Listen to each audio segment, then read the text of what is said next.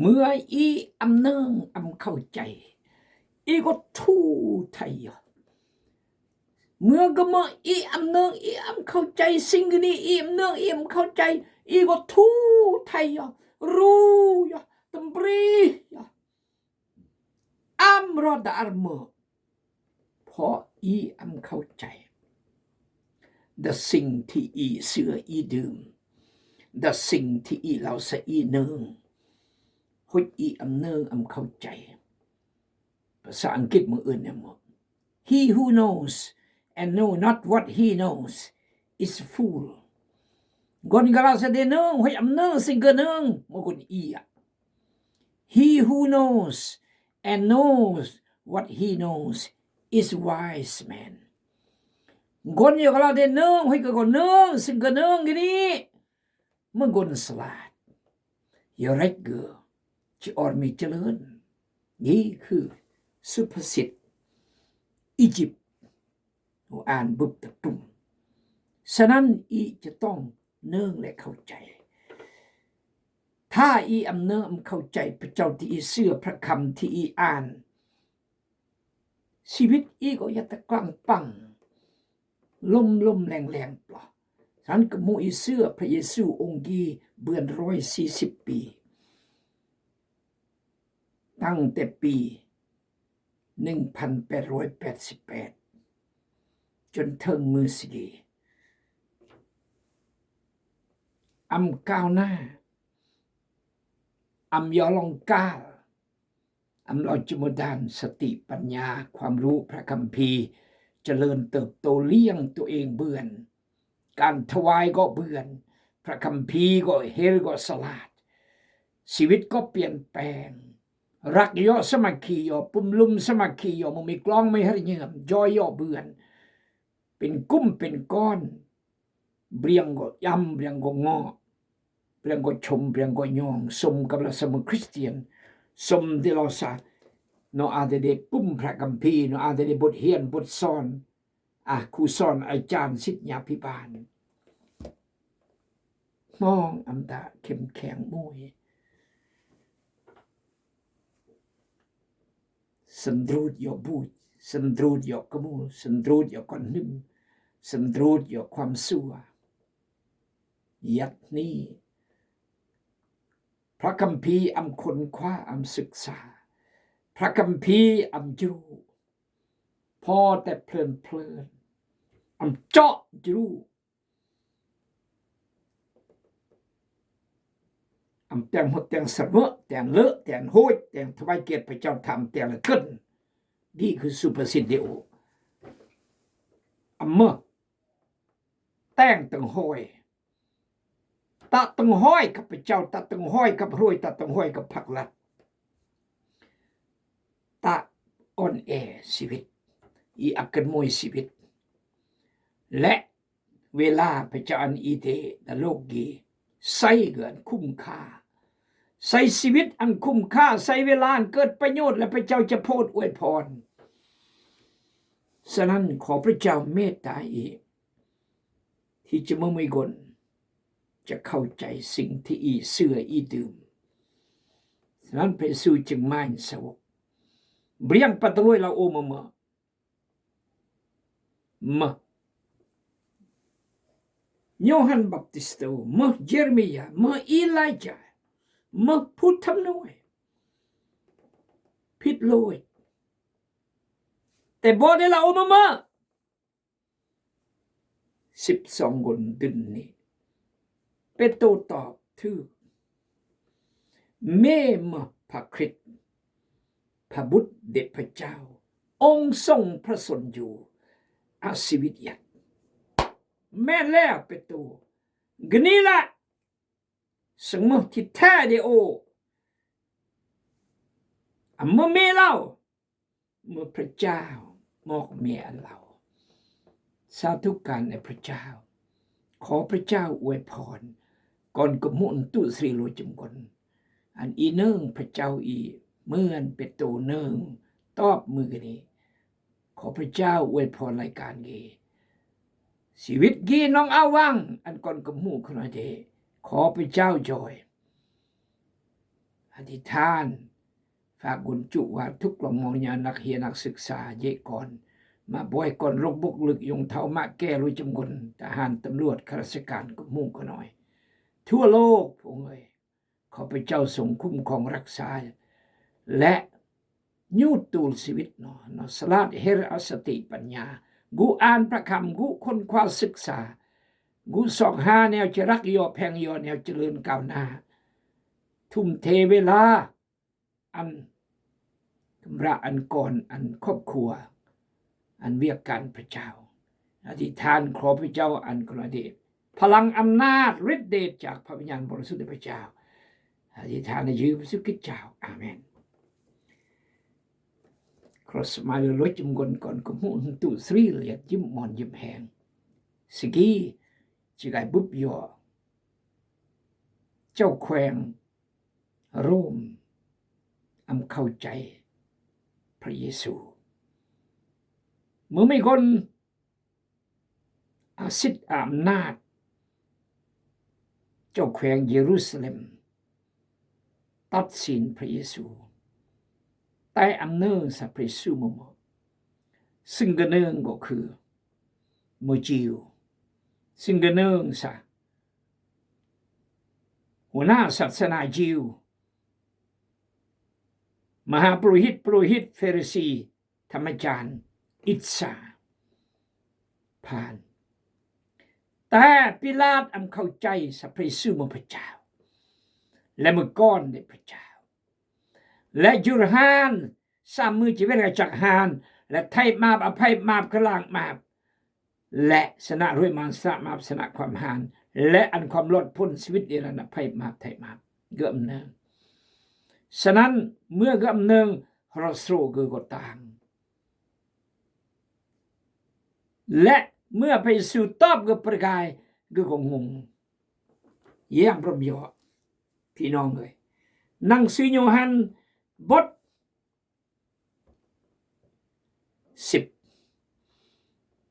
18ข้อ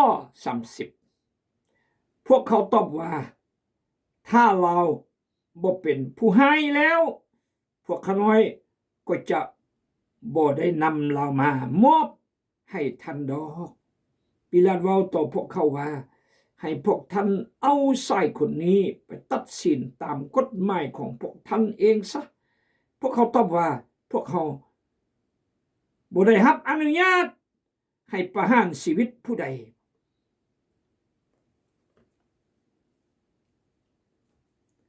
จับพระเยซูกรึบพระเยซูเบิดแล้วแต่มาสิทธิ์จะผ่านเพราะยัดกันรุมโรม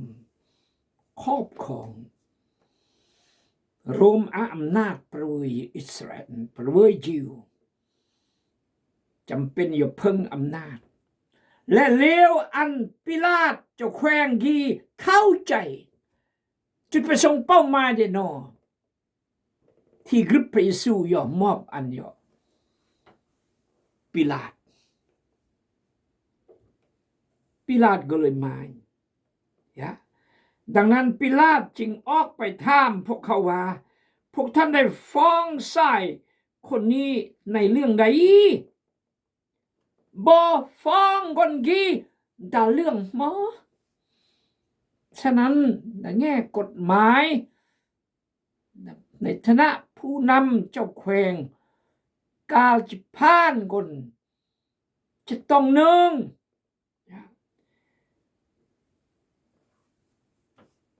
พวกท่านได้ฟ้องชายคนนี้ในเรื่องใดต้องคำร้องคำห้องฟ้องเนื้อหาสมเหตุสมผลและข้อเท็จจริงข้อมูลจึงจะผ่านบนเบือนฉะนั้นปิลาตก็งงเพราะสอบส่วนความผิดหมดเลยลากโลกเรื่องเจ้าเรื่องนายปล่อยตระวายห้อยก้อนนิ่มก้อนกำโลภจานคิลักมักจก ตีแม่ข้าดาแม่จึกและอิ่มกมุลมะให้ประกายติดนี่ติดสินมะกุลเลรกะกะให้ตั้งมะอย่ามอบอันโอตัดสินผ่านปิลาตงงอย่างนักสมองบ่ฟ้องจำรอกนกีตะเรื่องมาพวกเขาตอบว่าข้อ30ยูฮันบท18ข้อ30ถ้าเราบ่เป็นผู้หายแล้วพวกขน้อยก็จะบ่ได้นำเรามามอบให้ท่านดอกถ้าเกิดมาผู้ร้ายความหมายผู้ร้ายก็ผ่านคนฆาตกรถ้าเกิดมาฆาตกรผู้ร้ายอีก็อมอดกายอันยเมเอาละบ่เราสำเมื่อนี้ก็มะและโอจิสืบใหม่และบอกก็ต้องพยานหลักฐานนี่คือเหตุการณ์พระเยซูพระเจ้าอยู่ในโลกนี้บุบและถึงการหาและสามมือระจังหันแต่เมื่อเป้าหมายได้เกิดจิจุรหานกุจิเดืองเทวดาเป็นแสนหยุดปกป้องเงก็เบื่อนแต่กุจิสำเร็จเวียกก็เบื่อนเนี่ยมั้งพอเวียกนับได้เกิดคือจุรหานมาอยู่สนุกสุขสบายมาอยู่ holiday vacation พักร้อนและสอกคนนึ่มคนกลำและค่าราคายท่องเที่ยวแปยูมอกความจริงแล้วหานแล้วเวลาจักหานกี่พระเจ้าดีแต่เมื่อจิตแต่แนวนี้แต่มันแต่วิธีมาบังเป้อวิธีมาบังเป้อวิธีมาบังมวยวิธีนอกจากจิหานและสามมือเวลาจักหานไปสู่หนึ่งสักจิตเต็มมาหนึ่งสักจิบุบมาหนึ่งสักจิเกิดมานี่คือพระเจ้าดีก็ควรจะหนึ่งชีวิตเดเวียกเดอนาคตเดกำราเดก้อนเดและจะอรยอดทิศทางก็มเราจะมาด้านการศึกษาเราจะมาด้านเศรษฐกิจเราจะมาด้านจิตวิญญาณความเสื่อนี่ก็ต้องหนึ่งต้องเข้าใจถ้าเกิดผู้ร้ายแล้วพวกบ่จะมอดเกกายมอบอันโยเมดอกเรียกเล่าต่อพวกนอสอันบ่มอดจำรอกคนกี้อย่าตัดสินตามกฎหมายในพวกบ่เองซะมอดอย่าตัดสินผ่านจำโดยกฎหมายในบ่จำพ่อเกิมจุรับผิดชอบจุเกี่ยวข้องพ่อคุณบริสุทธิ์ราตีเนี่ยมันทายบทเสาหกราตีเสาหกเสาเจ็ดพ่อกุยงมอภิษมั้งฟุตบอลเราสกุผิดที่แต่ผิดถึงยืมผิดกลองมัดจุกุยเมื่อเลี้ยง5,000คนกะบาโตเขาจี5ก่อนจอยคนลึกบัดเงินเกิดกายรับเบือนเงินเปรี้ย30 ปลายปีเลือบ่ได้เท่ากี้ประเวยถ้าจัดการเกกนลอยอิสราเอลจิรักเกและก็จิตเบียมุทวายกมูลอันเตเบียกมูลมงแล้วก็เบียอ่อนจียนมัสการ มันจะเด็กก็รวยนี่ความเขาคิดดิโนพวกเขาตอบว่าพวกเขาบ่ได้รับอนุญาตให้ประหารชีวิตผู้ใดอีบ่ได้รับอนุญาตอันผ่านกุลกมการนี้ก็เพื่อให้เป็นจริงตามถ้อยคำที่พระเยซูเจ้าได้กล่าวไว้คือถ้อยคำที่พระองค์เคยกล่าวว่าพระองค์จะตายอย่างใดปิลาตได้กลับเข้าไปในศาลและเอิ้นพระเยซูเจ้าออกมาเพิ่นถามพระองค์ว่าเจ้าเป็นกษัตริย์ของชาติยิวบ่พระเยซูตอบว่าคำถามนี้มาจากท่านเองหรือมีคนบอกท่านถึงเรื่องของเขาปิลาตตอบว่าคอยเป็นคนชาติยิวซันบ่แม่นคนของชาติเจ้าเองและพวกมหาปุโรหิตได้มอบเจ้าให้ค่อยเจ้าได้เฮ็ดหยังผิดแด่มีมากษัตริย์ยิวบ่มึงว่าเราไม่ได้ยิวได้เราโอ้จินังมหาปุโรหิตมอบเมียนี่โอเจ้าเฮ็ดหยังผิดแด่เมตแต่งหมกเลยพ่อเกออำกุยแล้วเกอธรรมดาไต่ส่วนนี่ส่วนมากบางทีแย่งข้อมูลกุยญาติความผิดแย่งคนก็นี่ก็สมควรจะเป็นนักโทษเสมอแต่อยู่กี่อำมือแนวนี้มันก็เลิศเกอยังมูมัดอำงออำเกลือยังมูมัดอำตรียมอำมัดยุดมัดยิมเสยเพราะไปสู้เตรียมพร้อมจะรอดมือกันนี้เตรียมพร้อมจะบุกแมบกันนี้เตรียมพร้อมจะประเสริฐหน้าแมบกันนี้เตรียมพร้อมที่จะดึงต้นหน้าปิลาตเหมือนคริสเตียนมากคนดึงต้นหน้าเจ้านายดึงต้นหน้าตำรวจสอบส่วนดึงต้นหน้านายมารการจะตั้งกุ้งกลางเพื่อรายงานชี้แจงอันหนึ่งเรื่องพระเจ้าเมื่อแนวมอบปิลาตก็งงพวกมหาปุโรหิตได้มอบเจ้าให้ค่อยเจ้าได้เฮ็ดอย่างผิดแด่พร้อมอ้างว่าผิดไม่แต่ว่าผิดพระเยซูเจ้าตอบว่าอาณาจักรของเฮาบ่เป็นของโลกนี้ถ้าอาณาจักรของเฮาเป็นของโลกนี้แล้วพวกผู้รับใช้ของเฮาคงจะได้ต่อสู้เอาไว้จากการทึกมอบให้พวกเจ้าหน้าที่ยิวแต่อาณาจักรของเฮาบ่เป็นของโลกนี้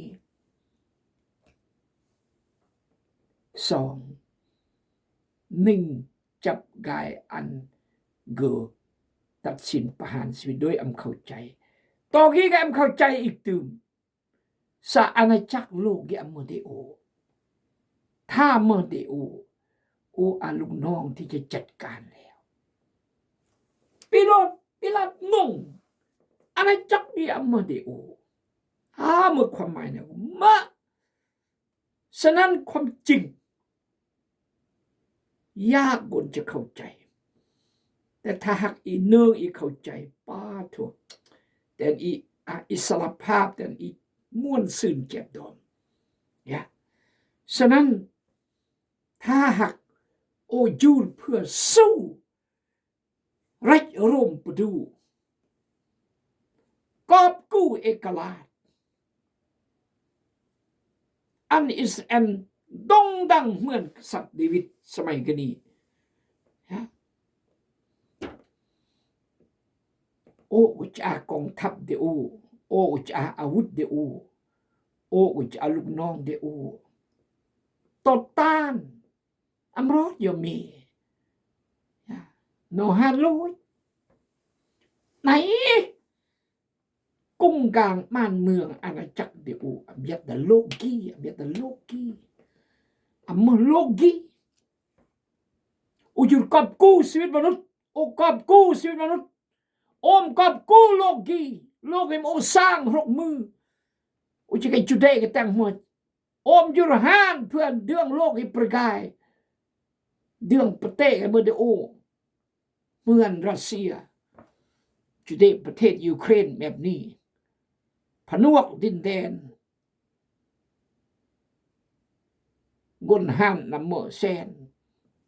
ปะยูเครนปะรัสเซียทำนองนี้แหละโอ้อำเมอจูรญาติประเทศญาติอำนาจญาติเมียขมูลญาติตำแหน่งญาติชื่อเสียงแต่โลกกีไปอำเมอโลกกีอำเมอสิ่งโอสะอ้อนแต่โอสะอ้อนหรือเยื่อมนุษย์ที่โอสร้างโนหัวเลยหุรนตรวยเสหันตรวยนี่มันภาคส่วนเดอูนี่คือพระเจ้าแล้วอูจะได้นอกายัดอยู่อูอันนเสื้อโอดื่มโอแล้วก็ยัดอยู่อูในสวรรค์แล้วอูจูจัดการรวยยกกมุดทรยศและตัวต้มนางเอวาท้าวดามกี่แหละ